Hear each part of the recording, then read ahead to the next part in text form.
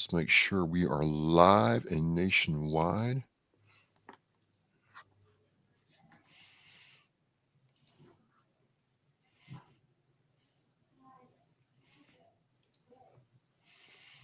And hang on a second.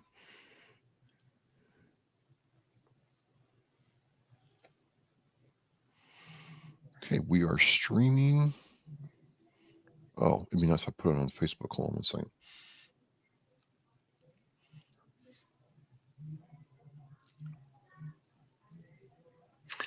Gonna be live on Facebook too, huh? Oh yeah. How do I follow on Facebook? How do I do that? You find my channel, Oscar Mike Radio, on Facebook, and then we do this. It's not quite there yet. I just want to check the YouTube, and then we will rock and roll. It's on YouTube now. Okay, Facebook will catch up in a second. There we go. It's on Facebook now. All right. I am ready when you are. I'm all set. All right, here we go. Good evening. Good evening. Special guest tonight, Michael Geary of Hellfish Haven is on assignment. So I have a special guest from parts unknown, and you can't see him, but that's all okay because we have a very cool event to talk about, and he's a Marine, so super fire right off the bat. I want to introduce Smoke from U.S. Military Vets Motorcycle Club. Welcome to Oscar Mike Radio. Smoke, Semper Fi. How you doing, brother? Doing better than I deserve, my brother. How about yourself? I'm doing savage, man. I'm savage. I don't know about you, I feel the spirit of Chesty right now. Chesty's looking down and saying, well done, thou good and faithful Marines. Cool. So we got hooked up with Michael Madsen. Hey, Mikey, how's it going? I owe you a hug sometime, bro. And he's like, hey, you got to talk to Smoke. You got to check this out. I know you're in your Veterans Motorcycle Club, and you know a lot of you guys don't really talk a whole lot about what you do. We started talking, and you told me about this super cool, like next level event. Before we do that, just give us a little breakdown of your Marine Corps career, and then we'll get into the RallyPoint event going on this Saturday, man. Sure. I was actually Army infantry. And how I messed that up, but okay. No, that's quite all right, man. I was with the 101st Airborne Division. Did deployments overseas to Eastern Europe, down at basically the butt crack of the world where nobody wants to go, and got to rappel out of helicopters and jump out of planes and do some ho-ho stuff. It was good times. It was back when I was young, dumb, and full of the other part that I won't say on live. Thank you very much. But nothing hurt back then. Yeah, nothing hurt. I was bulletproof, right? You remember those days, right?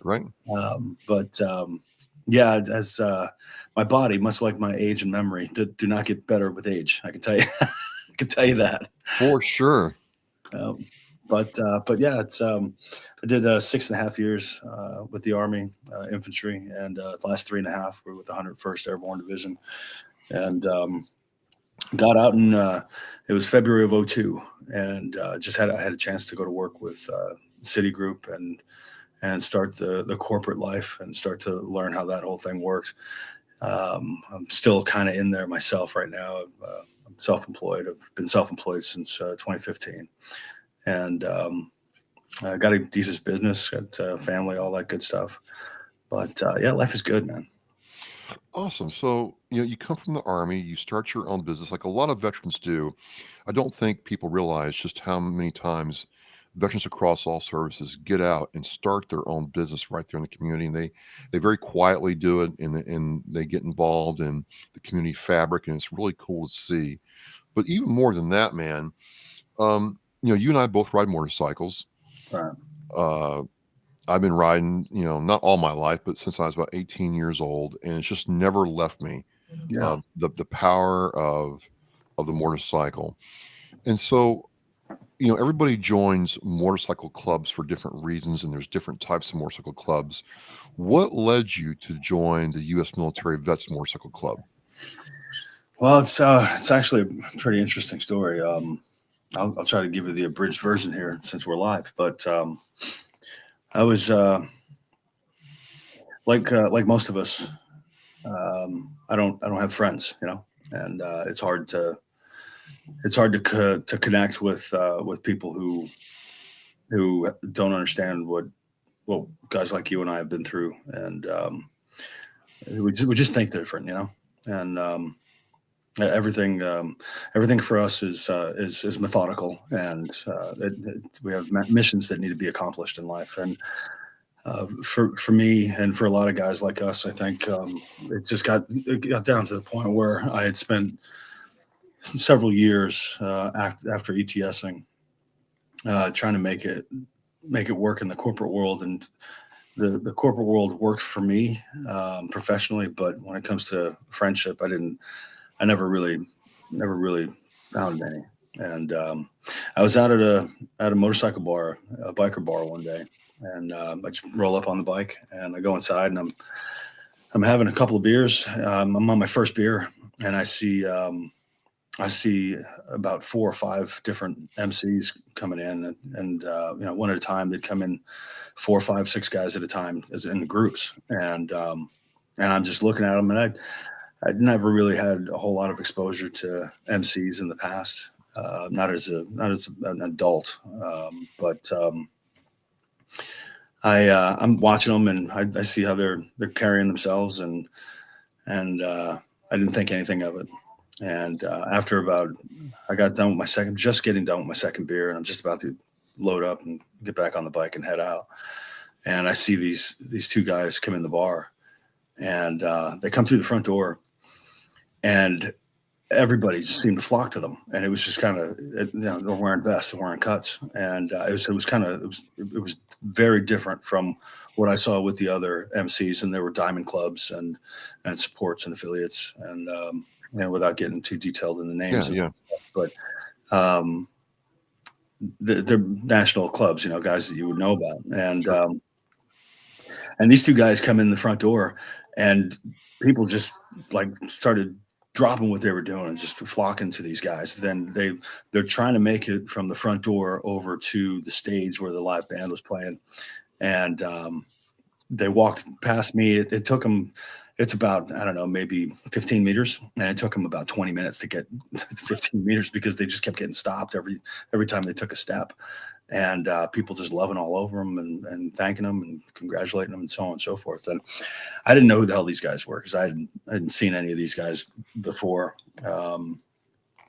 But as they got closer to the bar and they started to pass me, I saw the back of their vest, and the back of their vest said U.S. Military Vets MC. And I thought, hell, if I'm going to join an MC, that's the only club on earth that I would want to be a member of.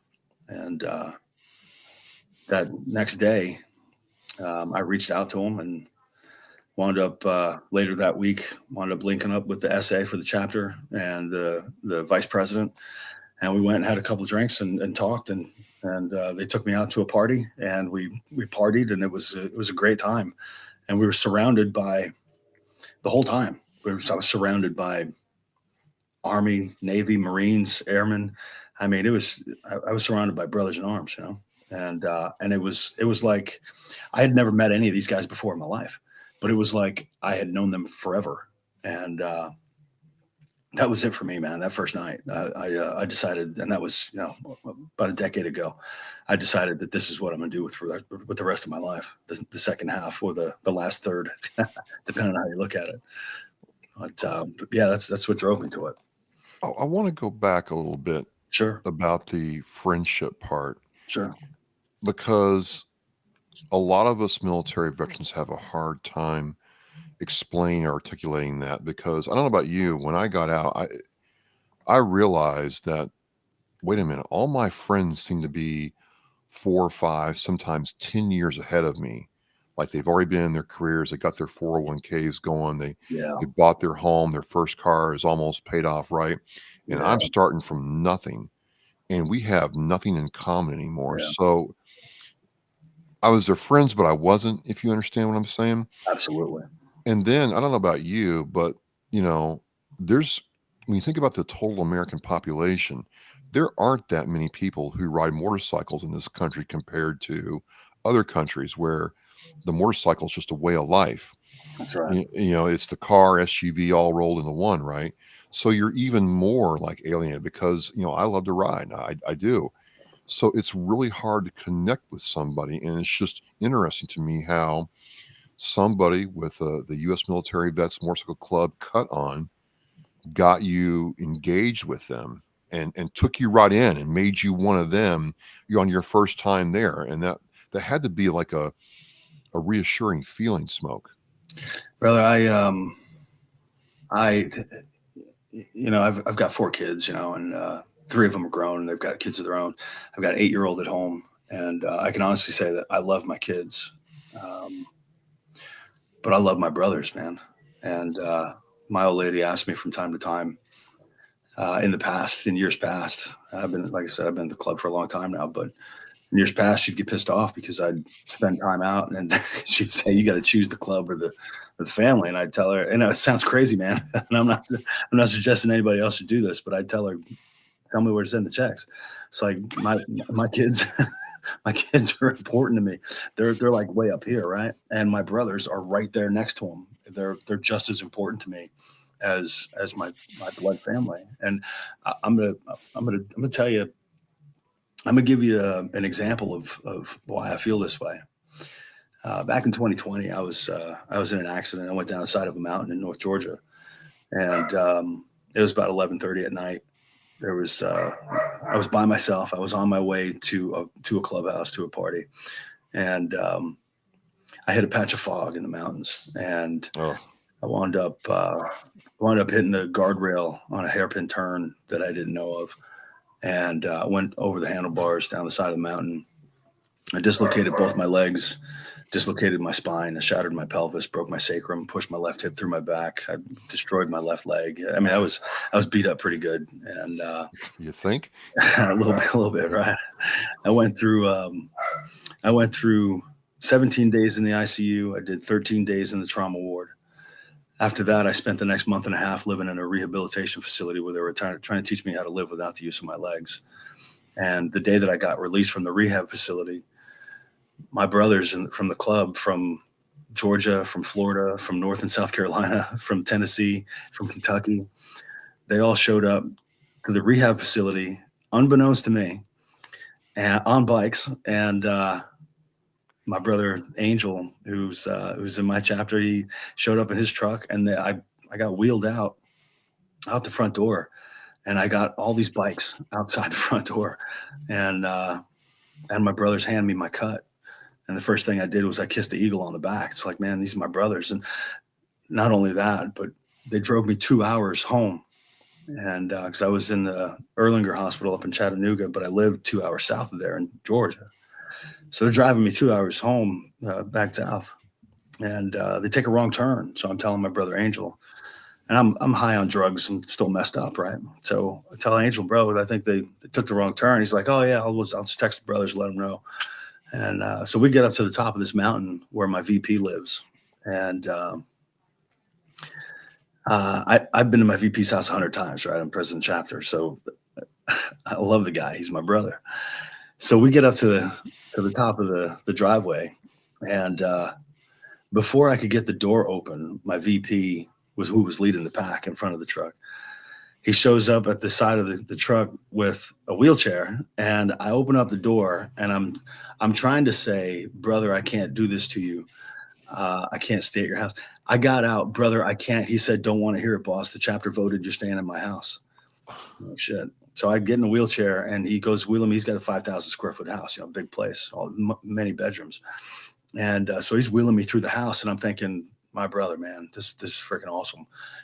He's going to put me in this room. No, okay. He's going to put me in this. No, okay. He wheels me over to the other side of the house where his bedroom is, and then they've got like another bedroom on the other side of the hall for infants, like a nursery type of thing, which was freaking awesome. That I was thinking they were going to put me in there. If I scream at the middle of the night because of pain or whatever, his wife, who's a trained nurse, she'll come over and she'll help me out. And I'm thinking we're going to turn right into the nursery. And instead we turned left into the master bedroom, and I put my hands on the door jamb, and I'm trying to say, brother, I can't do this to you. And he said, I got out, brother, I can't. He said, don't want to hear it, boss. Chapter voted, you're staying in my bed. like damn. And I lived at my VP's house for the next 2 months while him and his wife nursed me back to life. Dang. And man, I love my brothers, man. There's nothing I would not do for my brothers. Well, it's just really powerful because we started talking about this event going on, this Saturday, the seventh annual Veterans Rally Point fundraiser, and getting into that. And I'm like, wait a minute, you haven't done this isn't your first rodeo. And to get this level of support, you guys must be really well known in that area, really respected across several different community layers to have the people doing this. Tell us what this is about, because when you told me, I'm like, man, I mean, not that this couldn't happen up where I am, but it's just you don't see it very often like this. So Sure. take it away, Smoke, and tell us about this event going on. Sure. So the event is Veterans Rally Point. We started it 7 years ago now, and the first year it kind of tripped me out. I was expecting 20, 30 people to show up. We had 250 people show up, and the next year there's over 1,100 that showed up. The next year is 2,200. The biggest year we've had was over 4,200 people show up to the event. It's just mind blowing to me. And what it is it's a dual purpose event for us. The first is 90% of the vendors are veteran owned companies or organizations that support veteran causes in some way. And it's an opportunity for us to help them to gain more exposure to the masses in an effort to help them grow their business or grow their organization. The way I've always looked at it is I can't do everything that veterans need, but I can help a vet that knows how to ride a bike, who's got PTSD, because I'm a veteran who knows how to ride a bike and I have PTSD, so I can connect with that guy. I can't help a veteran build a house, but I know people who can. I can't help a veteran get a job, but I know people who can. And these are all organizations that want to help vets. So I thought 7 years ago, let me put together an event that kind of showcases these organizations, these veteran-owned businesses, to help them grow, and then these organizations that help veterans in different ways to help them do more, right, for us, because God knows we need the help.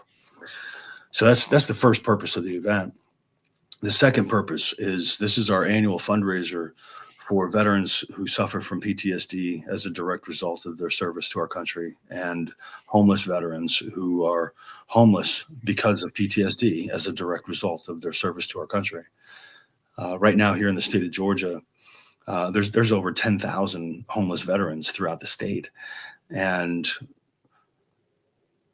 That's hard to hear, man. it's Hard. crazy. It's hard to hear in this day and age, especially with what's going on in this country. I just got to say, that's hard to hear. Yeah, there's I don't have to get too political or anything, but I know. if we've got billions of dollars to send overseas, but we don't have money to take care of our homeless vets, what the hell, man? That's just it's mind blowing to me.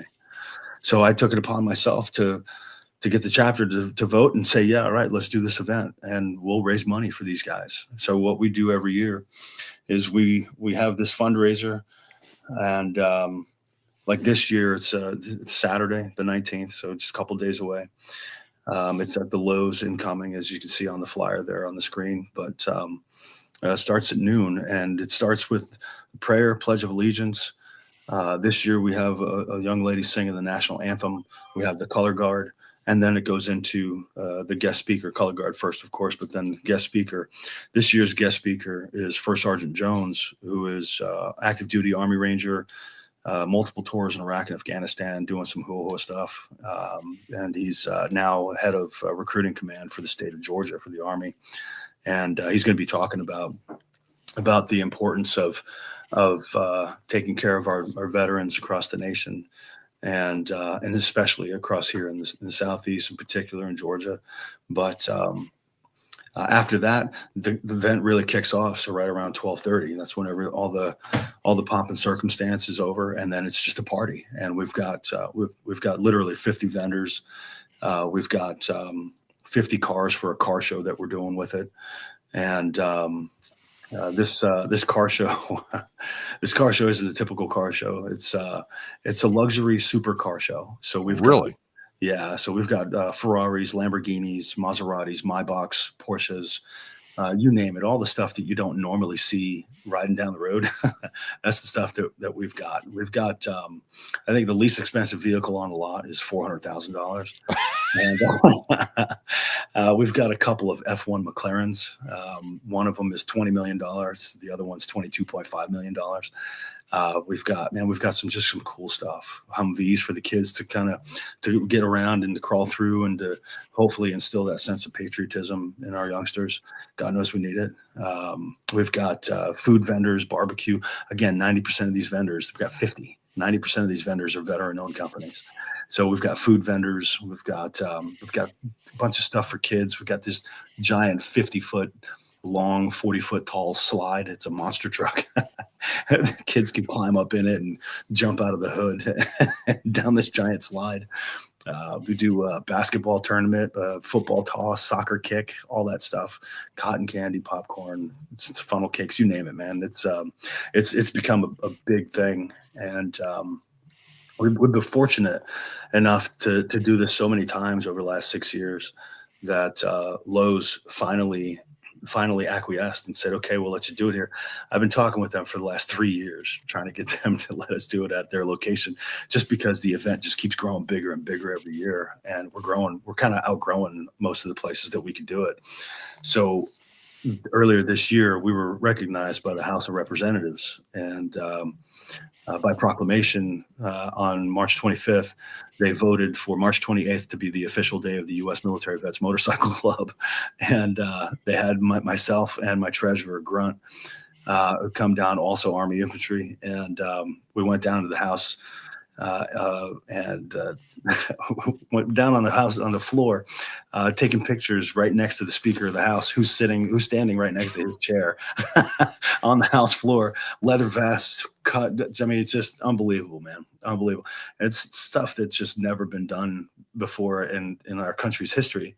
And it's all because of the work that we've done over the first 6 years through the Veterans RallyPoint to help veterans, homeless vets, and veterans with PTSD. And Lowe's finally, they got their hands on these pictures of us on the House floor, and they called me up and they're like, "Smoke, well, I want to set up a conference call." So we did, and I'm on the call with 6 of them, and they said, we've given you a hard time over the last 3 years, but we're going to go ahead and give you a chance this year. And I understand what the problem was. They see MC and they think Sons of Anarchy, right? Right. That's not who we are, obviously, right?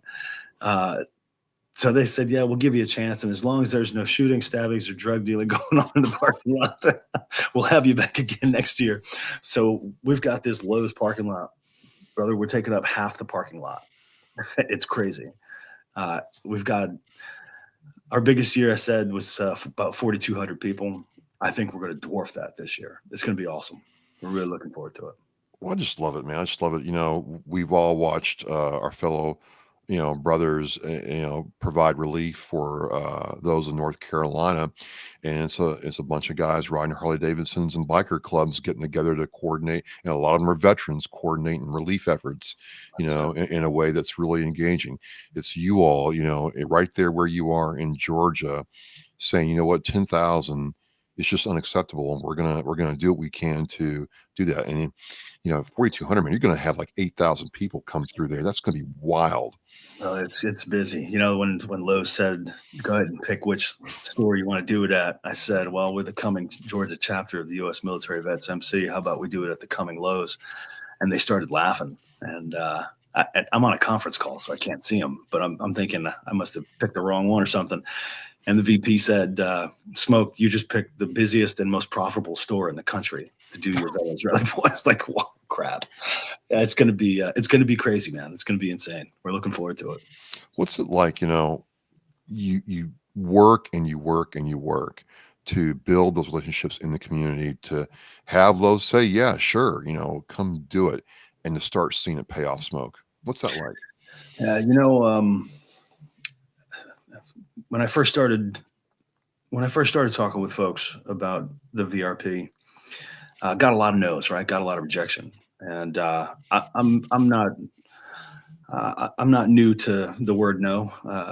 I've tried dating women, and I've been told no many times. So I can take a no. That's not a problem. Um, but after so many years of trying and trying and trying, and then you see them come around because they see the good that you're trying to do. 100% of the funds that we raise at the Veterans Rally Point every year go to homeless vets and veterans with PTSD. We don't keep anything for ourselves. It doesn't cost us any money to operate this stuff because everything's donated because we're out there doing it, right? It's a humbling experience. The most humbling experience that I've ever had. Um, the experience that we're talking about now is second to the most humbling experience I've ever had in my life.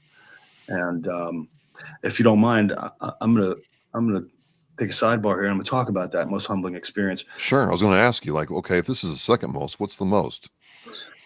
Some of the things we do with the money that we raise from the Veterans Rally Point every year is we make a donation to the DAV. We make a Okay. donation to Tunnel to Towers every year. Those guys doing some fantastic work, man, and we can't thank them enough for what they do. But one of the biggest things that we do is our homeless vets encampments, and that's something that our club does alone. And what we do is we get about 60 or 80 of us on our bikes, and we have a van or a truck in tow, and we ride out into the middle of honestly freaking nowhere in the woods. And currently here in the state of Georgia, we've got 2 locations. We've got Statesboro and Valdosta, Georgia, which are the 2 of the towns that have the highest concentration of homeless veterans in the state. And we ride out into the woods. We drop kickstands. We pitch tents. We build fires. We eat beans out of a can like the homeless do. We roast hot dogs over the fire, and we just sit and we watch throughout the day and night as literally hundreds of homeless veterans come out of the woods to hang out with us. And these are folks that I tell people. You may remember me saying it before, but I tell people these are folks that their bodies are here, but their minds are still somewhere else.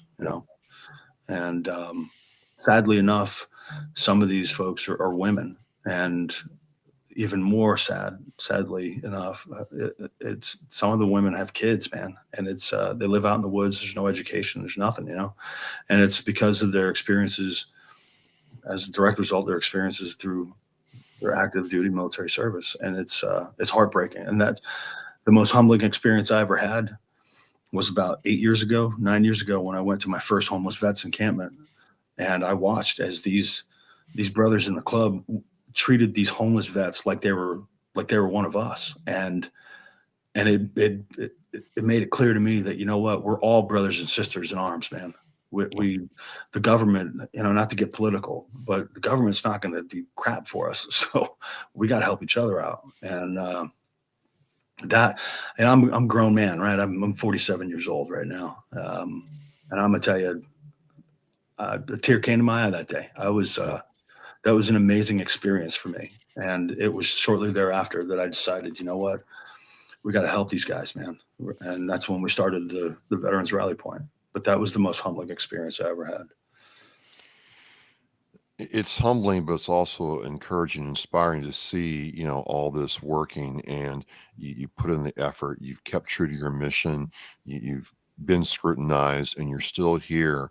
How could people link up with you in the Georgia area to join the Veterans, your motorcycle club, or get involved in this event in 2025? Sure. Well, we've got a national website. It's usmvmc.org. There's a state website as well, USMVMC Georgia State, GAstate.com. The best, the easiest way to find us, in all honesty, would be to check us out on, we're just like any other organization. We've got Facebook pages and stuff like that. But you can check us out on Facebook. We're pretty much all over the place. Our Facebook address would be www.facebook.com/USMVMC.GA11. And that's for our chapter specifically. And if they reach out to us, they'll, on our chapter or on our Facebook page there, they can see the events section. the flyer for the Veterans Rally Point for this Saturday. All the information's there, what's happening, what we're doing for the kids, the music, the food, the drink. We're veterans, right? So we gotta have a good time. Absolutely. But responsibly, right? But I say that with tongue in cheek, of course. but yeah, it's gonna be a great day, man. Anybody who comes out, if they just reach out to us through one of those three ways, they can certainly come out and hang out, man.